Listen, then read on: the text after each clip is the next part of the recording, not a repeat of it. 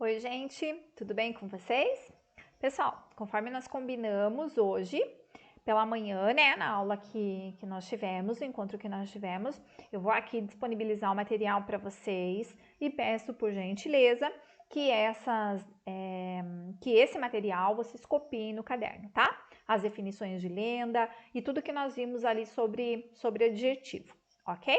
Então, não vou passar lição para que vocês façam, tá? Nesse momento, porém, esse material deve constar no caderninho de vocês. Tá bom, gente? Então, vamos lá. Só recapitulando aqui, né, o que vimos pela manhã. Então, nós falamos um pouquinho sobre as lendas, né? Então, lenda.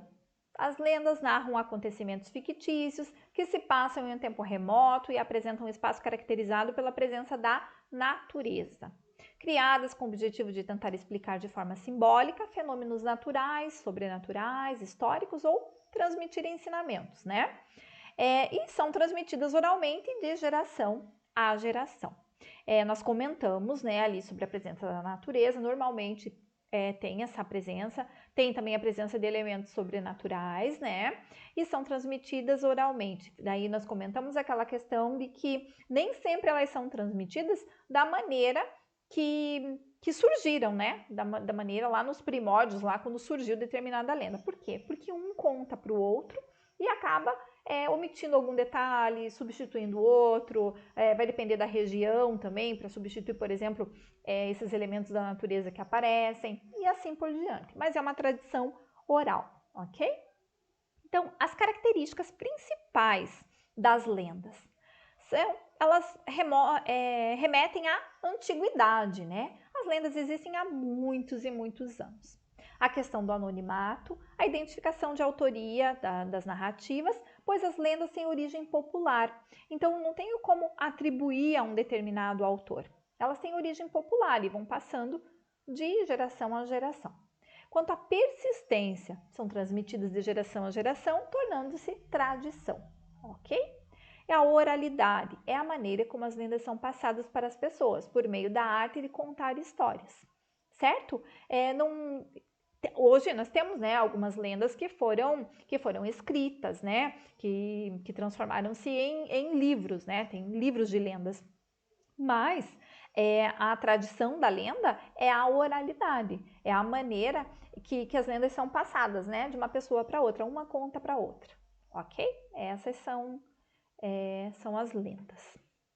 Aqui, relembrando o adjetivo, nosso conceito, né? São palavras que modificam os substantivos, indicando-lhes características e atribuindo-lhes um estado, modo de ser ou uma qualidade, certo? Esses são os adjetivos que vão qualificar o meu substantivo. Aqui uma outra definição, para que fique bem claro para vocês. Os adjetivos modificam os substantivos, especificando-os, atribuindo a eles características. Podem indicar uma qualidade, um aspecto ou aparência, um modo de ser e um estado, certo?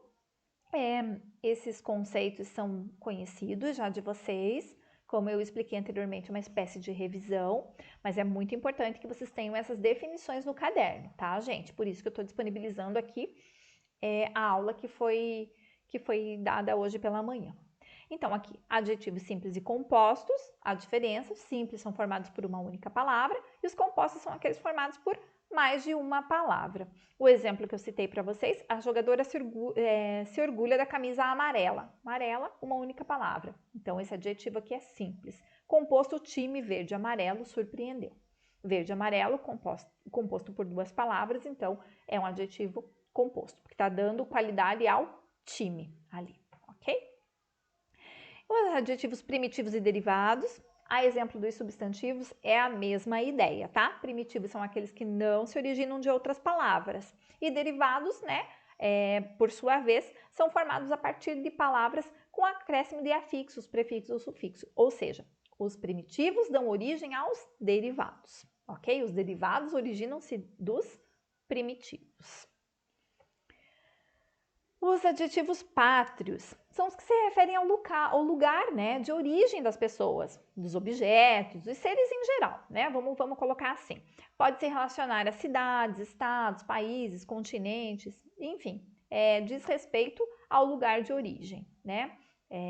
recifense, próprio de quem é originário do Recife, carioca, do Rio de Janeiro, português de Portugal, africano, da África, e assim por diante, né? De todos os lugares ali existentes, eu tenho adjetivos pátrios. O próximo slide, ele versa sobre locução adjetiva, que vocês já aprenderam também e sabem que são conjuntos formados por duas ou mais palavras que caracterizam os substantivos, né? E que desempenham o papel de adjetivo. Então, locução adjetiva, duas ou mais palavras que juntas caracterizam aqui um substantivo. Daí, em lugar de dizer que eu tenho um adjetivo, como eu tenho duas ou mais palavras, eu tenho uma locução adjetiva. Normalmente uma preposição, tá? Que antecede. Então, tempestade de trovões, período da noite, carne de boi. Então, tá aqui em negrito para que vocês possam identificar e saber o que é uma locução adjetiva. Uma outra maneira de explicar o que é uma locução adjetiva é que são expressões que exercem a função de adjetivos, né? E essas expressões são chamadas de locuções adjetivas. Então, se ela é uma expressão, ela é formada por duas ou mais palavras. Porque se eu tivesse uma palavrinha somente para dar essa qualidade ao meu substantivo, eu chamaria de adjetivo. Como eu tenho duas ou mais palavrinhas que o qualificam, né? Então, eu chamo de locução adjetiva. Quanto à flexão do adjetivo, mesma coisa, a ideia é a mesma lá dos substantivos. Eu falo em gênero e em número. Quando eu falo em gênero, em língua portuguesa, eu estou falando masculino e feminino. E quando eu falo em número, eu estou falando singular e plural, certo, gente? Então, gênero normalmente possui uma forma para masculino e outra para feminino. Mas existem adjetivos também que possuem uma única forma, né? Eu uso tanto para o masculino quanto para o feminino. O número, geralmente são usadas as mesmas regras de formação do plural dos substantivos, né? E ali o exemplo, barco longo, barcos longos, ano difícil, anos difíceis.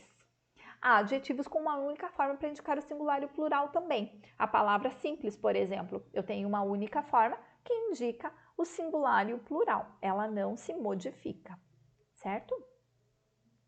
O grau do adjetivo expressa uma igualdade entre